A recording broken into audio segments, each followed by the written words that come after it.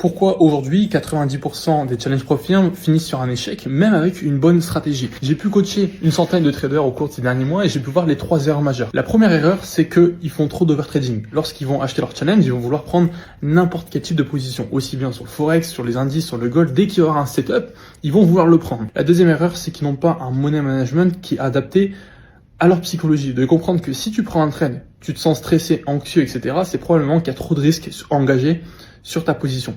Donc tu dois vraiment développer le money management qui te correspond à toi. Et à la fois en même temps un money management qui te permet de valider relativement rapidement. Si tu mets 3 mois pour valider un challenge, c'est pas normal.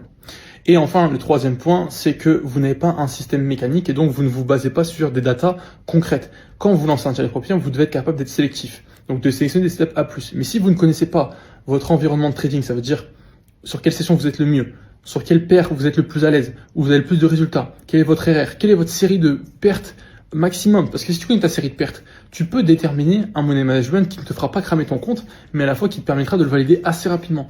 Et donc en fait, si tu n'as pas assez de data sur un système mécanique que tu as testé auparavant, bah sache que tu vas mettre longtemps à valider ou quitte à le cramer par la suite.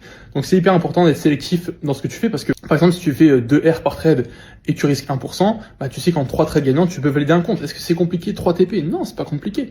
Donc tu vois, c'est ça qui est important de comprendre. Donc commente si tu veux sous cette vidéo checklist et je t'enverrai aujourd'hui la checklist que j'utilise pour rentrer en position sur le marché sur les Profirm.